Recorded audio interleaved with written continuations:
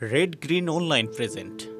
ক্ষমতা হস্তান্তরের প্রক্রিয়া কি হবে সে বিষয়টা বাংলাদেশের রাজনীতিতে গভীর সংকট তৈরি করেছে।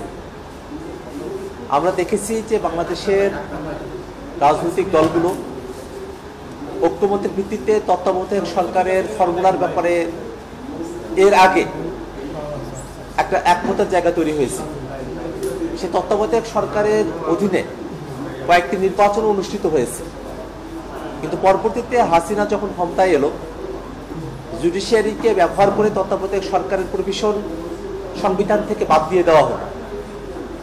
ঐকমত্য কমিশনে রাজনৈতিক দলগুলো তত্ত্বাবধায়ক সরকারকে ফিরিয়ে নিয়ে আসার ব্যাপারে আমরা সকলেই একমত, কিন্তু সেই তত্ত্বাবধায়ক সরকার কিভাবে গঠিত হবে সে জায়গাটাতে মোটা থেকে একটা একমতের জায়গা হলো যে পূর্বে ত্রয়োদশ সংশোধনীতে যেভাবে বাধ্যতামূলকভাবে সাবেক বিচারপতিদেরকে তত্ত্বাবধায়ক সরকারের প্রধান উপদেষ্টা করার বিধান করা হয়েছিল, সেই জায়গাটা আমরা রাখার পক্ষপাতী নই। আমরা মনে করি যে এটা রাজনৈতিক সিদ্ধান্ত, এটা রাজনীতিবিদদের হাত ধরেই সিদ্ধান্তটা গ্রহণ করা প্রয়োজন, এবং ত্রয়োদশ সংশোধনীর যে লুফলসগুলো রয়েছে, দুর্বলতার জায়গাগুলো রয়েছে, বিশেষত বাধ্যতামূলকভাবেই সাবেক প্রধান বিচারপতি বা অন্য বিচারপতিদেরকে প্রধান উপদেষ্টা করার যে বিধান, তার ব্যতিক্রম একটা বিধান আমাদের যুক্ত করা প্রয়োজন। এবং সে জায়গা থেকেই প্রাথমিকভাবে 5 সদস্যের একটা বাছাই কমিটির কথা বলা হয়েছে। প্রধানমন্ত্রী, বিরোধী দলীয় নেতা, স্পিকার, ডেপুটি স্পিকার এবং তৃতীয় যে দলটি থাকবে সংসদে তাদের একজন প্রতিনিধি, এই 5 জন প্রতিনিধির সমন্বয়ে যে কমিটি, তারা আসলে যদি রাজনৈতিক দলগুলো, সরকারি দল, বিরোধী দল, অন্য দল, যে যাদেরকে নমিনেশন দিয়েছে বা তাদের পক্ষ থেকে প্রস্তাব করেছে, সেই প্রস্তাবনার ভিতর থেকে কারো ব্যাপারে যদি একমত হতে পারে তাহলে আসলে সেখানে একটা সমাধান হয়ে গেল। যদি একমত না হতে পারে তাহলে 1/4 এই ভোটে একটা সমাধানের দিকে যাওয়া যেতে পারে।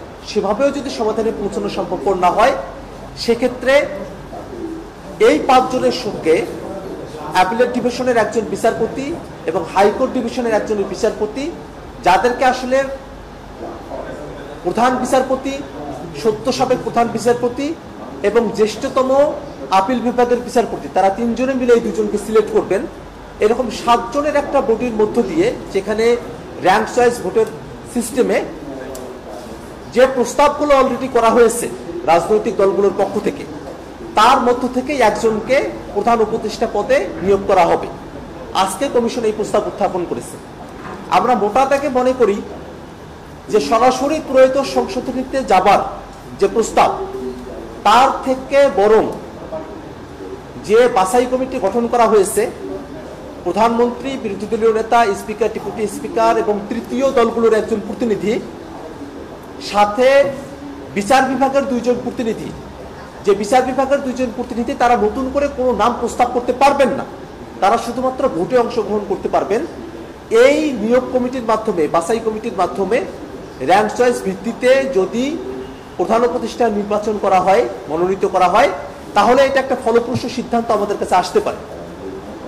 আজকে যখন আমরা এই বিষয় নিয়ে কথা বলেছি, বিএনপির তরফ থেকে বলা হয়েছে ঠিক যে বাছাই কমিটি তারা যদি একমতে সিদ্ধান্ত গ্রহণ করতে না পারে, তারপরে সরাসরি ত্রয়োদশ সংশোধনীতে যাওয়ার যে আলাপ, তার মাঝখানের যে একটা পন্থা, সেটা খুঁজে বের করার জন্য পরবর্তীতে যারা সংসদে আসলেন বা পরবর্তীতে যারা নির্বাচিত হয়ে আসলেন, তারা যেন এই বিষয়টি ঠিক করতে পারেন, তেমন একটা প্রস্তাব এখানে করা হয়েছে। কিন্তু আমাদের কাছে মোটা দাগে মনে হয় যে তত্ত্বাবধায়ক সরকারের ইস্যুটা আমাদের জাতির জন্য এতটা গুরুত্বপূর্ণ যে সেটাকে পুরোপুরিভাবে সমাধান না করে তার কোনো একটু অংশকেও আমরা যদি পরবর্তী কোনো সময়ের জন্য তুলে রাখি, তাহলে এটা বড় ধরনের বিতর্কের জায়গা এবং মোটা দাগে একটা অসমাধানের একটা পরিস্থিতি তৈরি হয়ে রাখতে পারে।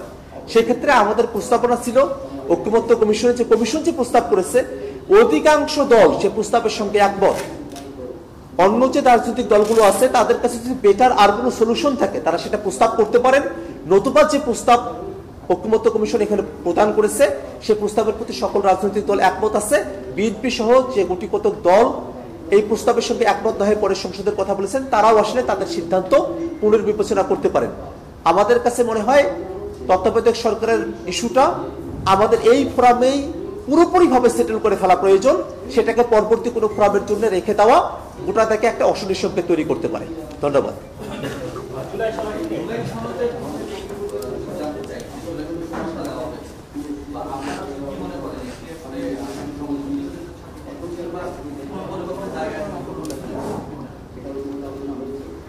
ঐকমত্য কমিশনের তরফ থেকে জুলাই সনদের খুবই প্রাথমিক একটা খসড়া আমাদের কাছে দেয়া হয়েছে। আমরা সেটা নিয়ে বিচার বিশ্লেষণ করছি এবং অবশ্যই সেখানে সংযোজন বিয়োজনের বিষয়গুলো থাকবে, আমরা সেটা কমিশনের কাছে ফরমালি উত্থাপন করব। কিন্তু মোটা দাগে যে কথাটা বলা প্রয়োজন, জুলাই সনদ মৌলিক সংস্কারের ভিত্তিতেই সেটা হতে হবে। আমরা যে বিষয়গুলো নিয়ে ঐকমত্য কমিশনে আলাপ করেছি, মৌলিক সংস্কারের প্রত্যেকটা বিষয়ই যেন জুলাই সনদে অন্তর্ভুক্ত হয়, সেটাই আমাদের দাবি। যদি কোনো বিষয়কে অনুল্লেখ করে বাদ দিয়ে জুলাই ঘোষণাপত্র প্রণয়ন করা হয়, সেক্ষেত্রে সেই জুলাই সনদে আমরা স্বাক্ষর করবো কিনা সেটা অবশ্যই বিবেচনাধীন।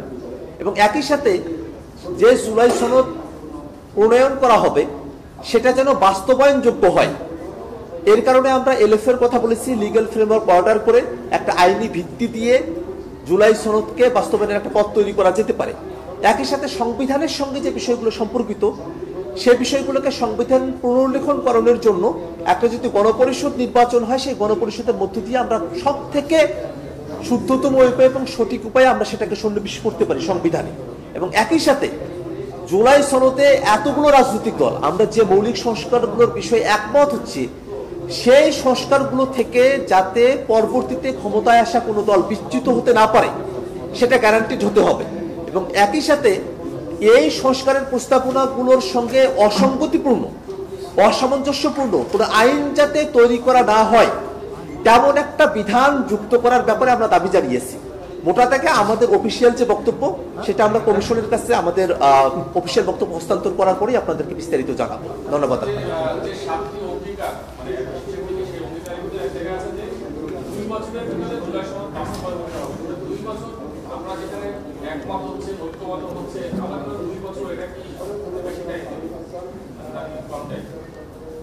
আমরা বারবারই এই কথাটা বলছি যে জুলাই সনদ আমরা যেখানে যেভাবেই হোক না কেন, আমরা যখন মৌলিক সংস্কার ভিত্তিতে এখানে একমত হচ্ছি, সেটাকে যত দ্রুত সম্ভব এটাকে বাস্তবায়নের পথ আমাদেরকে অন্বেষণ করতে হবে। এটাকে কোনোভাবেই একটা দীর্ঘমেয়াদী জটিলতার পরিস্থিতির মধ্যে আমরা ফেলতে চাই না।